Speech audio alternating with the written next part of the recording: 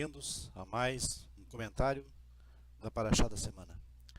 A Parashá dessa semana é dupla, Tazria e Metzorah, e vamos então começar a nossa análise de hoje pela Parashá Tazria. Parashá Tazria é, na verdade, um compêndio que trata de vários temas relacionados à vida judaica. Trata do nascimento do homem, da higiene da mulher, quando concebe a luz e dá a luz a um menino, e os cuidados então que a mulher deveria adotar durante os dias de tumá, de impureza, em sua indisposição. E uma outra parte da Parashá ocupa-se com a descrição de diversas doenças da pele, as suas características, o desenvolvimento, os perigos de contágio, da infecção e o seu tratamento e isolamento pelo sumo sacerdote, que segundo a Torá deveria ser quase que um especialista em doenças da pele, em dermatologia, para saber então dar diagnóstico e aplicar o tratamento devido. E apesar das inúmeras prescrições relacionadas à pureza e ao pudor, mencionados na Torá, não terem muito poder hoje em dia do ponto de vista legal e prático, talvez com exceção das leis de Nidá, a indisposição mensal, e Taharat Mishpahá, que vale até hoje. Os comentaristas da Torá e os grandes exegetas do Tanakh, assim como os historiadores da medicina, não deixaram, é claro, de dar atenção especial aos problemas abordados nas duas parashiot dessa semana, Tazria e Metzorah. Vamos então tentar fazer uma análise essencial daquilo que a Torá, como fonte primitiva, nos relata a respeito de Tzaraat, que é vertida nas versões em português como lepra. Examinando então depois as narrativas bíblicas concernentes à natureza da doença, para então podemos concluir se ela é descrita como sendo uma simples enfermidade ou se aparece como moléstia que ataca o homem inesperadamente, talvez como castigo por algum mal praticado. Sabemos pela Torá que quando Moshe Rabbeinu, Moisés, é incumbido da missão elevada de redimir o povo de Israel, de tirá-lo da terra do Egito, da sua escravidão, ele argumenta com o Eterno: Vehen lo itaminu li, velo ishmeu bekoli, ki yomru lo nir'a eleiha Hashem. E eles não acreditarão em mim, nem ouvirão a minha voz, dizendo: o Eterno não falou com você, o Eterno não apareceu para você.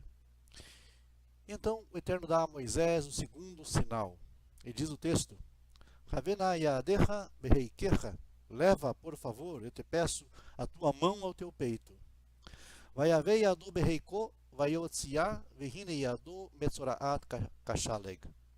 E levou a sua mão ao peito e atirou, e eis então que a sua mão estava leprosa como a neve. E a segunda ordem do Eterno: Hashev yadecha el reikecha, recoloca, pois, a tua mão em teu peito. Vayashev yado el reiko, vayotzia vehine shava kibsarou. E tornou a sua mão ao seu peito, tornou a colocar a sua mão em seu peito e atirou. E eis que havia se tornado como a sua carne, isto é, voltou tudo ao normal, estava curado. O Rashi e o Rambam, melhor dizendo, o Nachmanides, baseados então nas interpretações dos mestres, consideram este milagre como tendo sido um castigo para Moisés, uma espécie de punição por ele ter falado mal de Israel, quando afirmou: Vehen lo ya'aminu li, e eles não acreditarão em mim.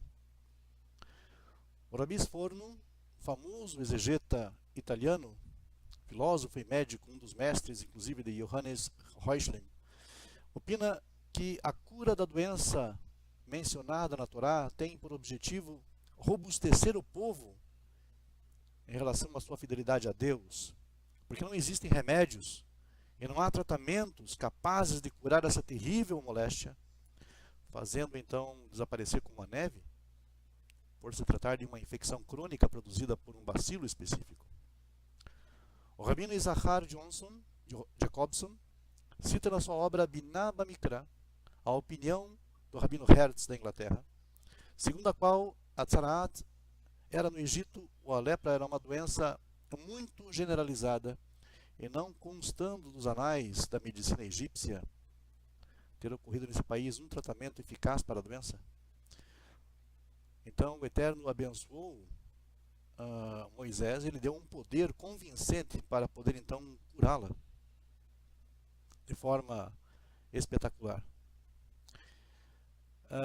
Kalish, que também menciona a opinião do Rabbi Hertz, baseia-se no texto bíblico, onde se lê: Yakeha Hashem bishchim mitzrayim, asher lo tuchal leherafé.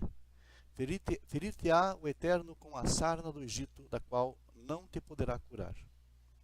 Por duas vezes a Torá relata a respeito da praga da lepra, com a qual Miriam foi castigada por ter falado mal. No livro de Números, capítulo 12, verso 1, nós lemos: Vatedaber Miriam ve'Aharon be'Moshe al adot ha'isha ha'kushit asher lakach. E falaram tanto Miriam quanto Arão contra Moisés por causa da mulher etíope que ele tinha tomado. A Agadá deduz que Miriam foi castigada por ter falado com arrogância e com altivez contra seu irmão. E aconteceu que então V'Ha'anan sar me'al la'ohel ve'hine Miriam metzoraat kashaleg. E a nuvem retirou-se de sobre a tenda, e eis que Miriam estava leprosa, branca como a neve. E ela ficou curada, graças então à intervenção de cura de Moshe Rabbeinu, a sua oração, como diz no texto, El na refa na la. E clamou Moisés ao Eterno, dizendo: Deus, rogo-te, cura. E logo depois o Eterno disse a Moisés, então, para isolar Miriam fora do acampamento durante 7 dias, pois segundo a interpretação de Ibn Ezra, esse isolamento não é simplesmente um castigo ou uma precaução contra um eventual contágio, mas sim um processo de humilhar, para afastar o transgressor por um tempo limitado do convívio social com a coletividade de Israel. O texto bíblico nos ajuda então a compreender a dedução de Ibn Ezra. As palavras bíblicas ensinam-nos: Hishamer benega hatzaraat lishmor meod vela'asot kechol asher yoru etchem hakohanim haleviim. Guarda-te, porém, da chaga da lepra, de observar o bem e de fazer conforme a tudo que te ensinarem os sacerdotes levitas. E a sentença então que segue motiva a ordem, dando a advertência: Zahoret asher asa Hashem Elohecha leMiriam baderech betzeichem bemitzrayim. Recorda-te do que fez o Eterno a Miriam quando da tua saída da terra do Egito. Essas duas sentenças não deixam, na nossa opinião, dúvida alguma de que a Torá não viu na doença da lepra uma enfermidade como qualquer outra, mas sim um castigo advindo do Criador para a regeneração moral do homem. E o Rashi explica no lugar: trata-se de uma advertência e uma motivação. Se te queres precaver da lepra, da tzaraat, não fales mal de ninguém. E para acabar, não podemos deixar então de mencionar também uma passagem talmúdica muito interessante e principalmente muito educativa e sobremaneira moral. No tratado Talmud chamado Arahim 16a, o Rabi Shmuel bar Nachmani nos diz: Al shivat devarim negaim baim, al lashon hara ve'al shfichut damim ve'al shvuat shav ve'al gilui arayot ve'al gasut aruach ve'al hagezel ve'al sarut ha'ain. Por 7 motivos o homem é acometido da chaga ou da tzaraat, por causa da má língua, por homicídio, por injúria, por incesto, por arrogância, por roubo e por inveja. Palavras de suma importância para que nós então possamos analisar e compreendê-las de forma correta. Prosseguindo para a Parashá Metzorá, esta Parashá é uma continuação da anterior, Tazria, e que se ocupa também com o problema da lepra. Vamos usar esse termo porque é o termo conhecido no português. Problema já analisado então sob alguns aspectos em Tazria. Uma questão básica que ocupa a atenção de quase todos os grandes exegetas é a seguinte: afinal, qual é a natureza desta praga e desta moléstia? Trata-se de fato de doenças que deveriam ser observadas pelo sacerdote para o devido tratamento? Será que é isso? E o isolamento do qual a Torá nos fala, será que com quarentena rigorosa, será que essa quarentena rigorosa foi prescrita a fim de evitar o perigo do contágio? Ou talvez a Torá queira nos indicar que todas essas doenças e pragas não são outra coisa senão castigos, visto que também nessa Parashá Metzorá encontramos referências ao que nós chamamos Negatzaraat Habait, a doença da lepra da casa. Algo que é muito complexo de se imaginar. Na procura de uma resposta sobre a natureza dessa doença, os maiores comentaristas, assim como os resultados das pesquisas clínicas dessa matéria, vamos então nos apoiar em todo esse recurso. Para facilitar a nossa tarefa da compreensão do que é tzaraat, repetimos a citação do Talmud, mencionada na Parashá Tazria anterior.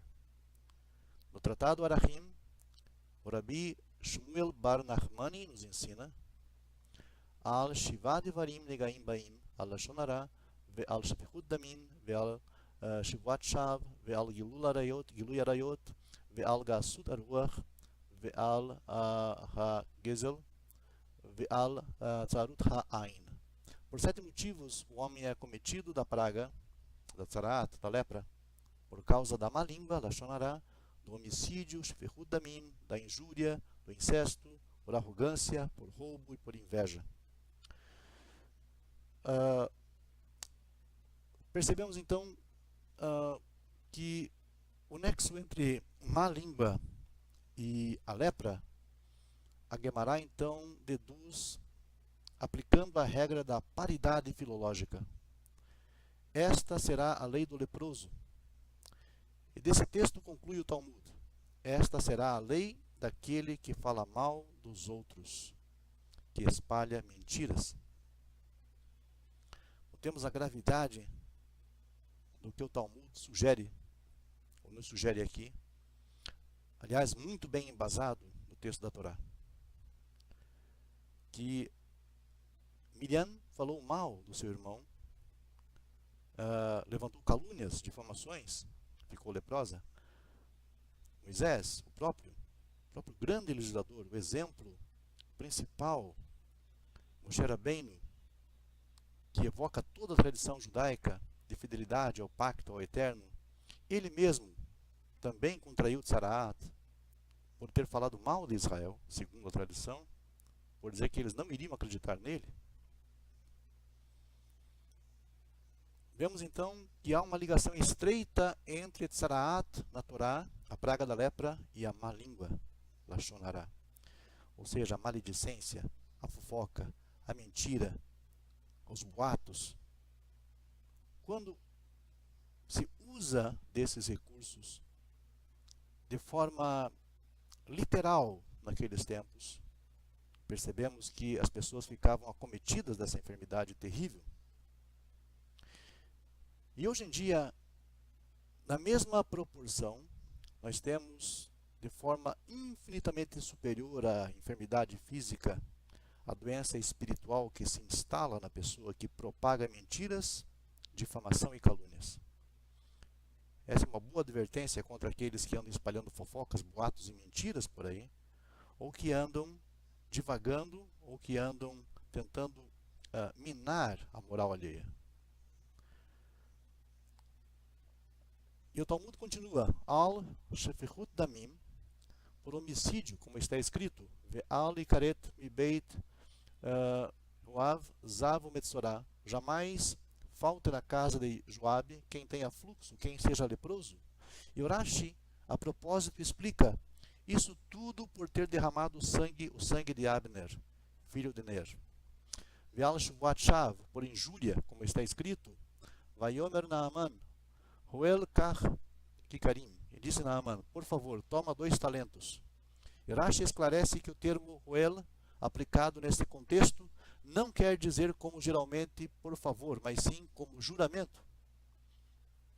Como se Naaman lhe dissesse, jura-me, então tomarás em vez de 1 talento, como pediste, o dobro dos talentos. Ou seja, 2.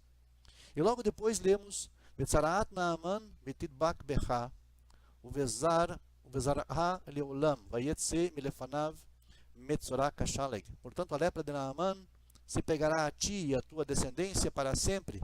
Então saiu de diante dele leproso, branco como a neve. Ve'al gilui arayot, por incesto, adultério, como está escrito. Vayenagah Hashem et paro negaim gedolim, vet beitou al devar sarai, eishet Avram, e infligiu o Eterno a Faraó e a sua casa grandes chagas por causa de Sara, mulher de Abraham, sendo Sara uma mulher casada. Por isso, o Faraó mereceu esse castigo. Ve'al gasut aruach, por arrogância, para ilustrar, porque a arrogância, a altivez, como aberração ética, merecem o castigo de uma praga leprosa. O Talmud cita o acontecimento com o rei Uziahu, a respeito do qual o livro nos relata. Mas havendo-se já fortificado, exaltou-se o seu coração, o coração do rei Uzias, para a sua própria ruína, e cometeu transgressões contra o Eterno, seu Deus. E no mesmo capítulo, o relato continua, dizendo-se então que Uzias se indignou-se contra ele, os sacerdotes, e a lepra lhe saiu na testa perante os sacerdotes. Há uma relação muito estreita então entre a indignação, a ira e a difamação, e aqui basicamente contra a prepotência, a arrogância também, ou devido à arrogância do rei Uzias, a sua prepotência, conforme o Talmud ilustra, também é motivação para que a pessoa naqueles tempos contraísse a tzaraat. E assim o texto bíblico nos diz então que o rei Uzias ficou leproso até o dia da sua morte. A respeito do furto e do roubo e da mesquinhez, o Talmud não se baseia sobre acontecimentos citados na Bíblia, mas menciona certas passagens ou certos comentários fundados então na interpretação dos textos bíblicos. Voltemos então ao ponto de partida, isto é, o tratado talmúdico Arahim, a fim de indagarmos então o porquê do desprezo e da indignação dos mestres para com aqueles que falam mal dos outros, e as consequências nefastas desta imoralidade, que é um horrível mal da sociedade, a difamação e a calúnia. Lashon teritai katil teritai horeg lim sapro ve lim kablo velaum merim elav. A tagarelice a respeito de uma terceira pessoa mata 3 pessoas: o que espalha a calúnia, o que admite a calúnia e aquele a respeito do qual se falou. Se existe nesse mundo uma malícia, uma crueldade desnecessária, é aquela aberração a qual as pessoas normalmente se inclinam, à crueldade da má língua, Lashon Hara. Quantos sofrimentos quantas mágoas esta vida pode proporcionar a uma pessoa. Todos nós somos, como diria Victor Hugo, prisioneiros, torturados, condenados a morrer. Poderíamos então imaginar, pela experiência do próprio destino, do nosso próprio destino, que a mágoa e o sofrimento são partes inevitáveis da vida. E teríamos então um pouco de simpatia para com o nosso próximo. Mas infelizmente, calunia-se, difama-se e amargura-se a vida do próximo, tornando este curto lapso de tempo que nos é dado por Deus para viver desnecessariamente mais difícil, mais cruel, mais desumano. Duas pessoas se precipitam num remoinho de água, lutando pelo pão, enfrentando ondas frias, rochas perigosas. Um deles, por ser mais forte, mais bruto, sem escrúpulos, consegue arrancar o pão cobiçado do próximo, ferindo-o gravemente. Diremos que isso é horrível, mas a má língua causa os mesmos danos abomináveis. Diz o texto bíblico: não temos todos o mesmo Pai? Não nos criou o mesmo Deus? Por que seremos então desleais uns para com os outros, profanando a aliança de nossos pais? É realmente algo para uma grande reflexão. Se todos temos o mesmo Criador, se todos temos o mesmo Pai, por que então a necessidade de alguns de ser desleais, traiçoeiros, caluniadores? E na ampla maioria das vezes, as calúnias e as difamações e a má língua, elas não se baseiam em fatos. E ainda que se baseiem em fatos, diz a tradição, é algo que contamina e que mata, que destrói. Destrói quem divulga, destrói aquele que acolhe, que ouve, e destrói também quem é vítima da má língua. Por que então, se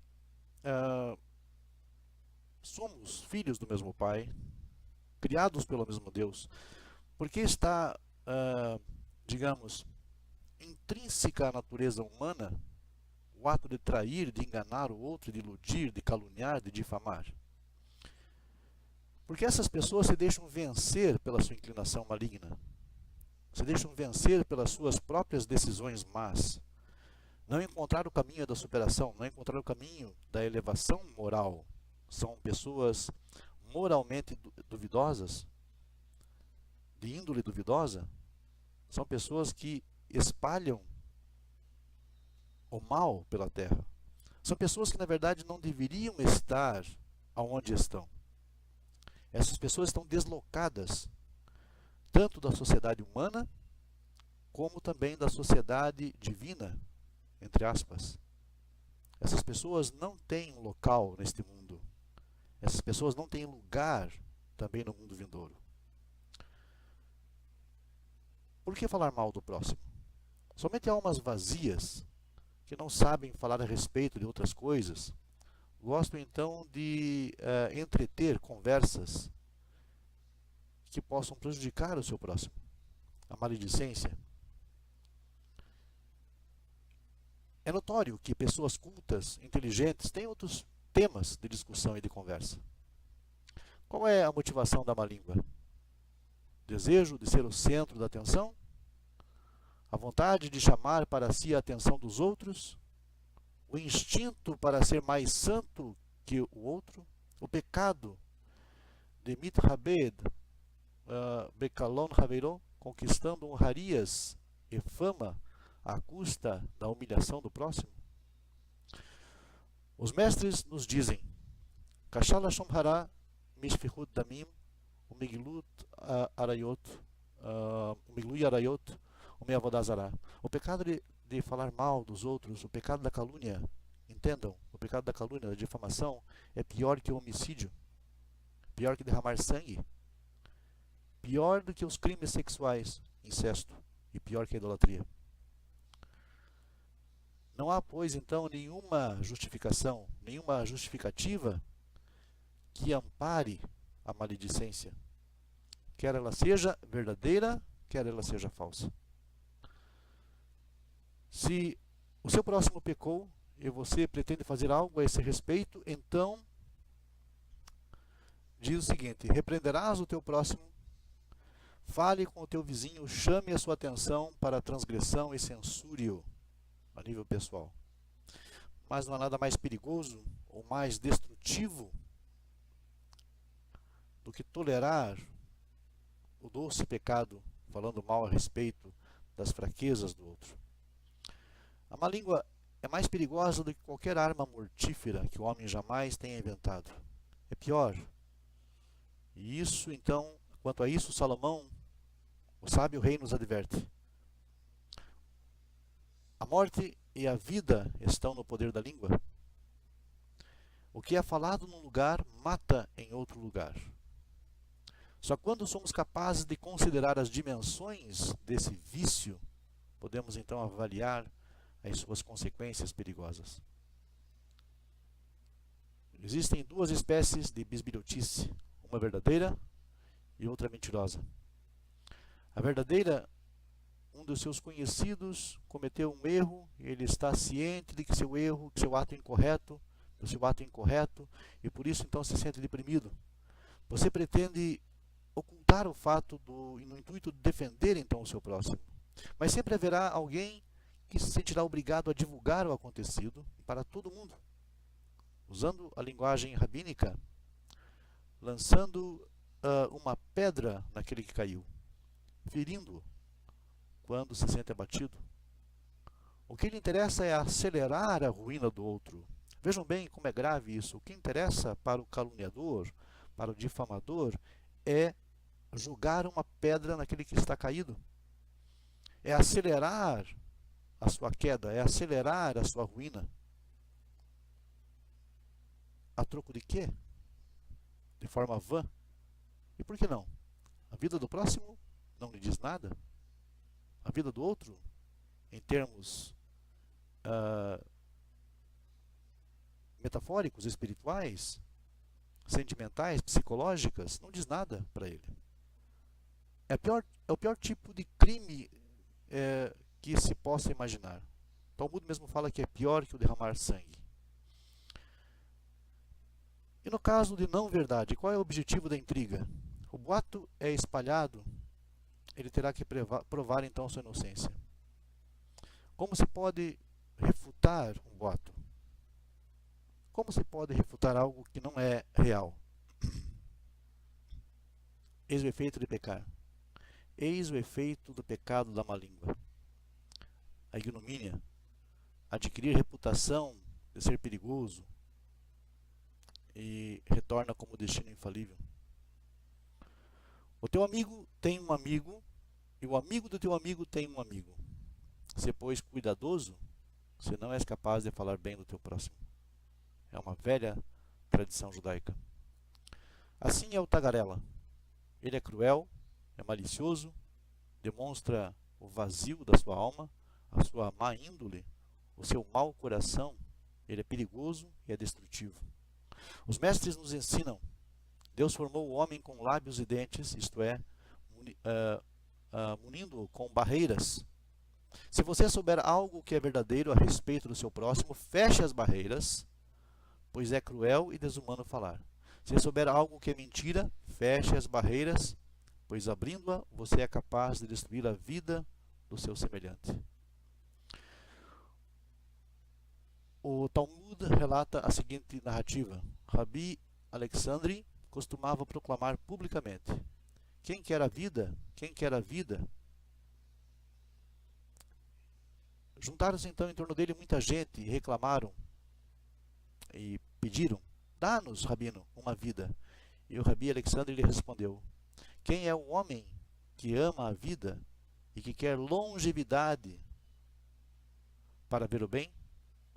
Afasta a sua língua do mal e os teus lábios de falarem a mentira. No silêncio, a vida para aquele que fica calado. Vida para aquele cujo respeito ou silêncio é preservado. Se você gosta da vida, se você preza a vida em todos os seus sentidos, seu sentido mais amplo, então guarde a sua língua do mal e de proferir mentiras. Netzor leshoncha merah. Muito obrigado a todos e até uma próxima oportunidade. E Mirtz Hashem.